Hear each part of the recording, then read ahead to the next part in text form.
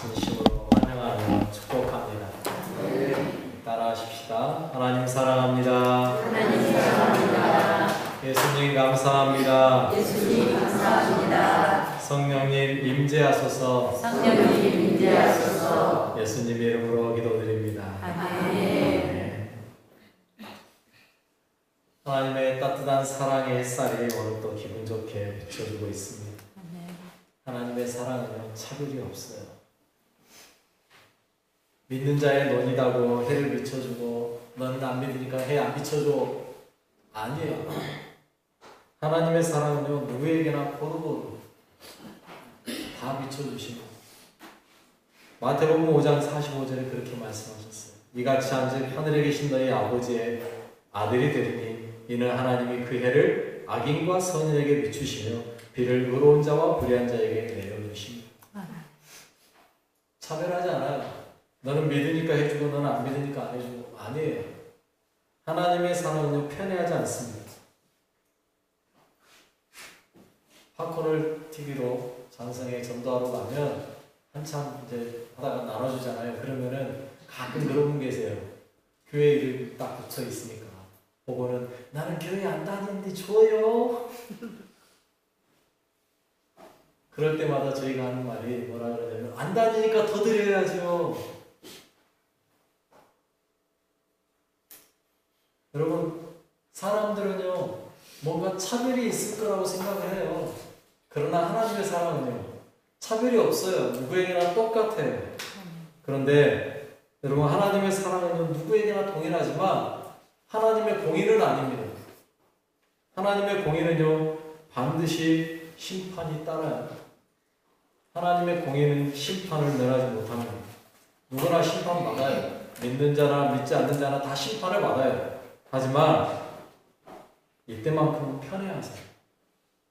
믿는 자는 선한 편에 서서 영생의 부활로, 믿지 않는 자는 악한 자로 심판의 부활로 나가게 되어 있습니다.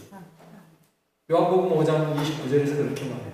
선한 일을 행한 자는 생명의 부활로, 악한 일을 행하는 자는 심판의 부활로 나오리라. 주님의 사랑은 분명합니다. 공의도 분명합니다.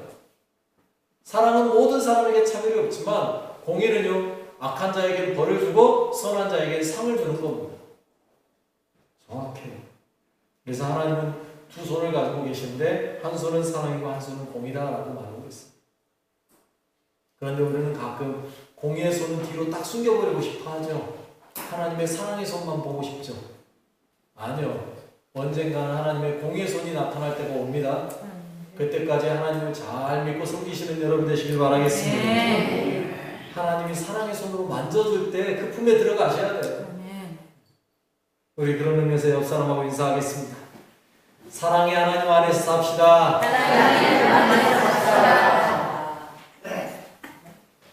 사랑의 하나님 안에서 살아가야 돼요.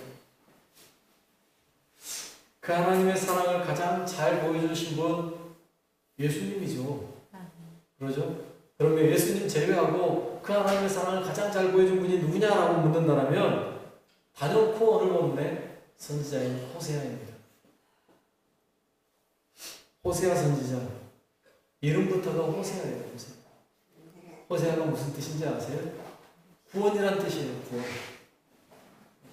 여러분 이름도 그냥 가지고 태어나는 게 아닌 것 같더라고요.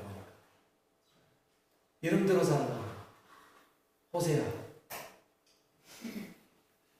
구원이라는 이름을 가지고 있는 그가 정말 예수님처럼 그렇게 사랑하며 살아가요.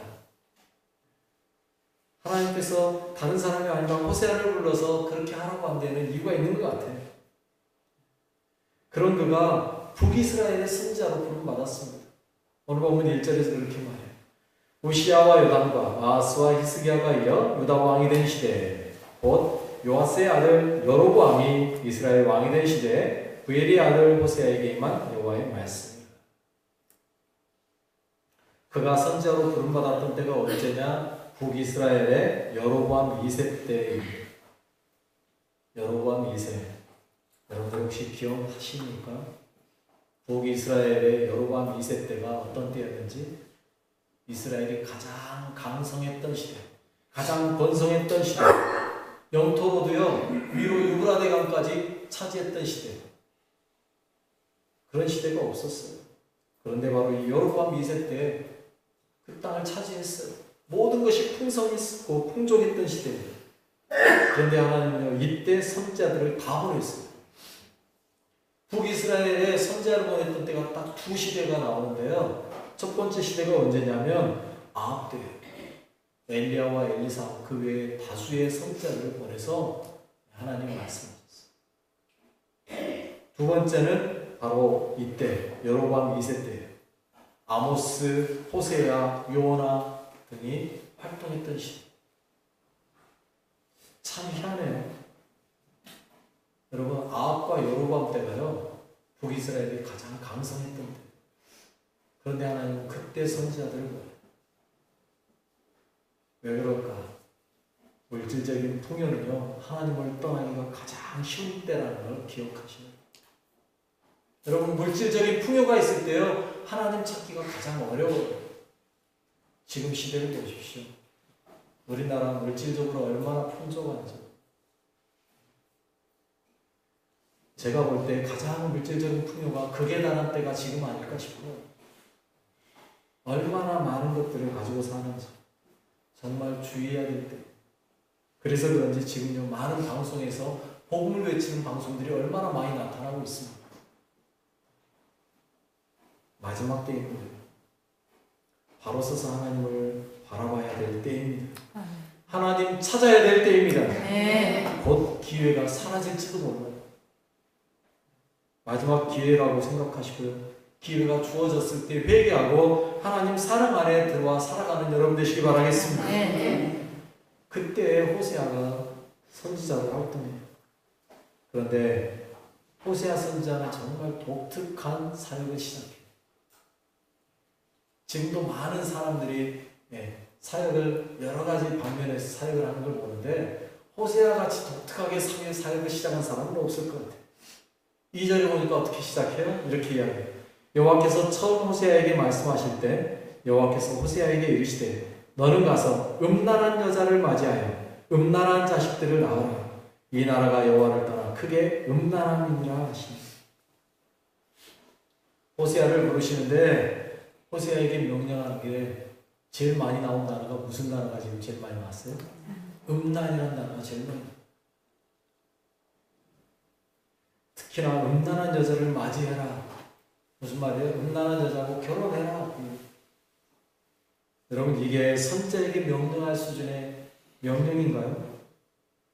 다른 누구보다도 깨끗하고 정결하고 거룩해야 될 사람이 선지자 아니겠어요?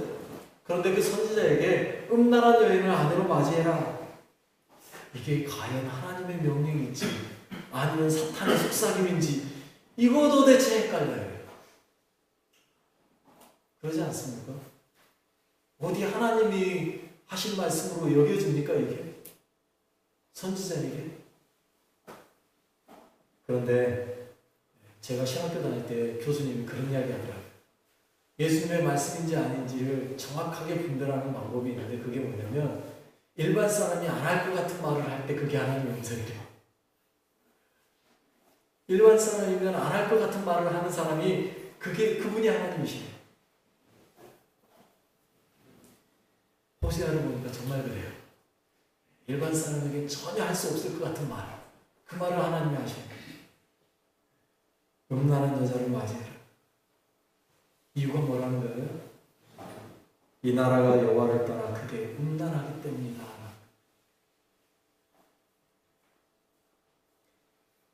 지금 이스라엘이 얼마나 음란한 나라인지 하나님께서 그들에게 너 지금 음란한 시대다라고 말하고 있어요. 그들은요, 아합 때에 들어왔던 바알을 자신들의 하나님으로 섬기기 시작을 했어요. 아합 때부터. 그래서 계속해서 그 바알을 섬겨가고 있는 거예요. 이스라엘이 시작할 때부터 섬겼던 우상이 하나 있잖아요. 금송아지. 그거를 계속해서 섬기던 거에서 만족하지 못하고 이제는 바알까지 데려와서 바알까지 함께 섬기는 그런 나라가 되어버렸어요. 안타까운 일이 아닐 수 없죠. 하나님은 그들을 향해서 음란하다라고 말해요. 여러분, 다른 게 음란한 게 아니에요. 하나님이 아닌 다른 것을 섬기고 사랑하면 그게 음란이에요. 뭐가 음란이라고요? 하나님 외의 것을 좋아하고 사랑하면 그게 음란이라고요. 우리의 삶에서 이 땅에서 내가 무엇을 가장 크게 기뻐하며 사는가? 나는 이것만 보면 좋아, 이것만 있으면 기뻐하는 것이 무언가? 잘 생각해 보세요. 나는 TV만 있으면 돼. 그러면 TV는 나의 목자시니 내게 부족함이 없으리로다. 이거인 거예요. 나는 자녀만 있으면 돼. 그러면 자녀는 나의 목자시니 내가 부족함이 없으리로다. 이게 되는 거예요. 아니요. 우리는 뭐라고 말해야 돼요? 여호와는 나의 목자시니 내게 부족함이 없으리로다. 이렇게 되는 거예요. 네. 그러지 않으면 뭐예요? 우상숭배예요. 음란이에요. 우리의 삶에서는 오직 누구만요? 하나님만 바라봐야 돼요. 그러지 않은 건 다 우상숭배. 하나님 편에서는 다 음란이라고 해요. 오직 하나님만 사랑하고 하나님을 최고로 여기시길 바라겠습니다. 그러지 않으면 뭐라고요? 음란이라고요. 이렇게 말씀하시는 하나님을 향해서 호세아는 어떻게 해요? 순종해요. 호세아가 선지자인 이유가 여기였어요. 순종하는 거예요. 3절이요. 이에 그가 가서 디블라임의 딸 고멜을 맞이하였더니 고멜이 임신하여 아들을 낳은 거예요. 음란한 여자를 아내로 맞이해서 음란한 자녀를 낳기 시작하는 거예요. 그리고 자녀를 낳는데 3명을 낳죠. 그리고 나니까 이 여자 고멜이 음란한 여자가 되는 거예요. 처음부터 음란한 여자였는지 아니면 음란한 여자가 된 건지 정확하게 알 수는 없는데 성경에 보니까 표현을 그렇게 해놨어요. 3장 1절에 여호와께서 내게 이르시되 이스라엘 자손이 다른 신을 섬기고 건포도 과자를 즐길지라도 여호와가 그들을 사랑하나니 너는 또 가서 타인의 사랑을 받아 음녀가 된 그 여자를 사랑하라 하시오. 음녀가 되었다라고 표현하고 있어요. 그러면 이 말은 처음부터 고멜이 음란한 여자는 아니었던 것 같아요. 살다가 호세아의 사랑을 덜 받은 건지 아니면 살다가 다른 남자가 더 좋아진 건지 모르겠지만 음란한 여자가 되었다라고 말하고 있어요. 이스라엘 백성들도 보면 그러죠. 아브라함을 하나님께서 부르실 때만 해도 아브라함이나 이삭, 야곱 다 오직 누구만 바라봤어요? 하나님만 봤잖아요. 그런데 그들이 출애굽하기 전부터 조금씩 변화되기 시작하더니 우상 숭배에 빠졌잖아요. 음란해지는 거예요. 그런 것처럼 고멜도 그렇게 된 것 같아요. 여러분, 이렇게 되면 어떤 게 가장 쉬워요? 호세아가 어떻게 하는 게 가장 쉽죠? 고멜과의 관계에서 이혼하는 게 제일 쉬워요. 갈라서면 돼요. 뭐 잘못한 거 아니에요. 예수님도 그렇게 말씀하셨어요. 마태복음 5장 32절에 나는 너에게 이르노니 누구든지 음행한 이유 없이 아내를 버리면 이는 그로 간음하게 하며 또 누구든지 버림받은 여자에게 장가드는 자도 간음함이니라. 무슨 말이에요? 이걸 바꿔서 말하면 음행한 이유 있으면 이혼해도 된다 이 말씀이잖아요. 예수님도 허락하신 이야기예요. 음행했으니까 이혼해라. 호세아요? 간단해요. 야, 너 다른 남자한테 갔냐? 이혼하자 하고 끊으면 끝나요. 그런데 하나님의 명령은요, 그렇게 하라는 거예요? 아니다고요. 어떻게 해요? 야, 그 여자 다시 데려와.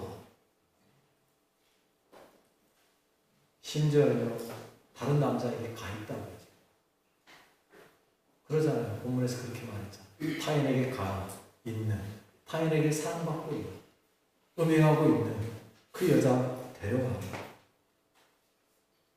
호세아는요 가서 데려옵니다. 데려오는데 그냥 데려온 줄 아세요? 아니요. 성경에서 그렇게 말하지 않고 있어요. 바로 뒤에 2절에요. 3장 2절에 내가 은 15개와 보리 한 호멜 반으로 나를 위하여 그를 사고 뭐 했다고요? 그를 사왔다는 거예요.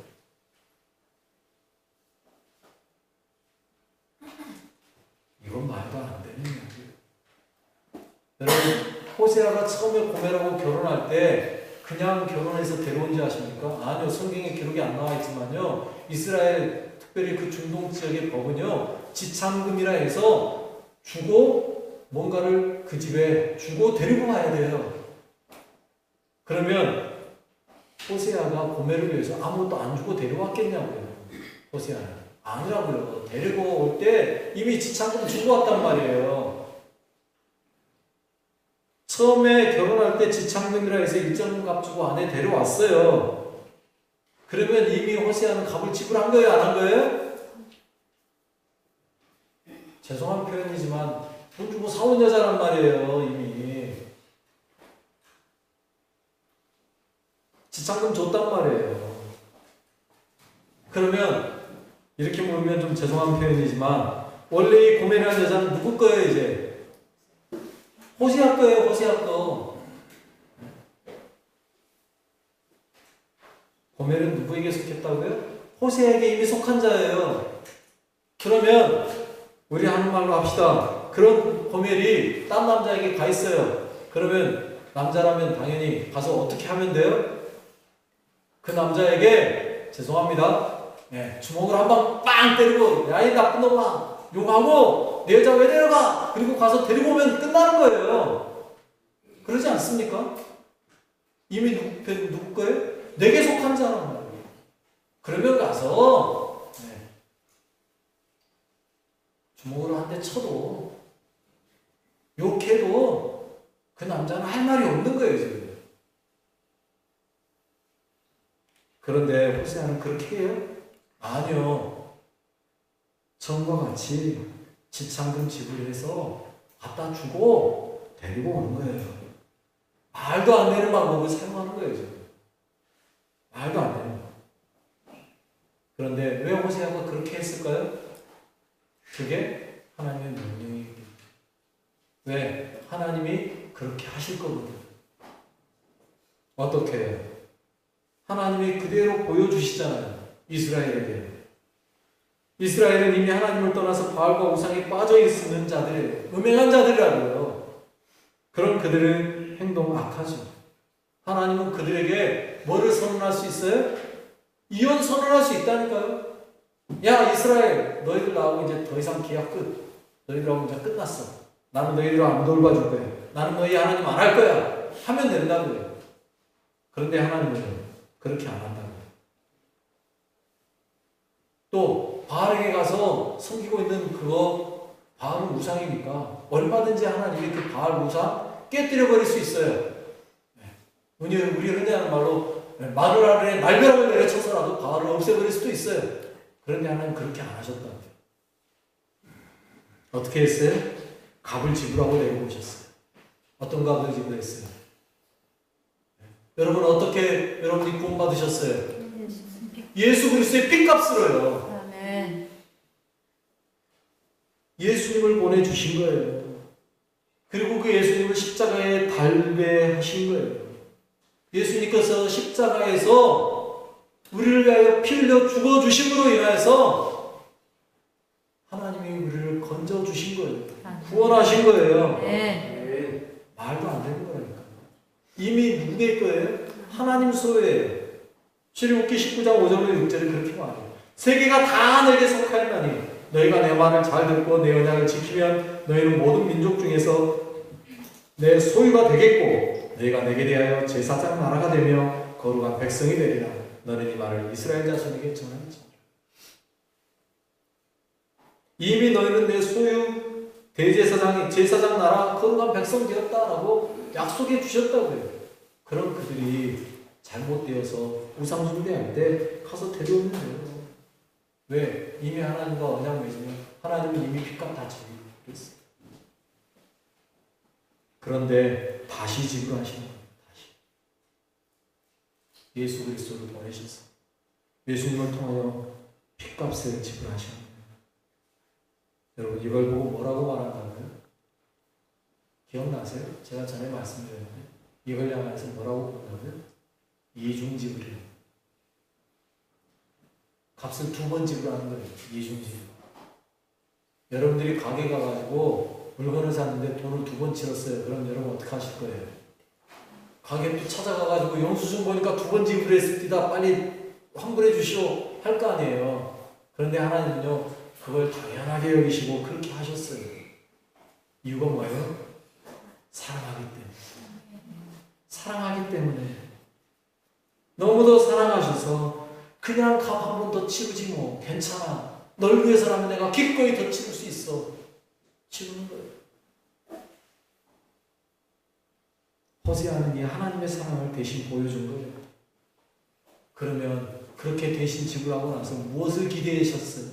뭘 기대하셨을까요? 3장 3절에 이렇게 말합니다.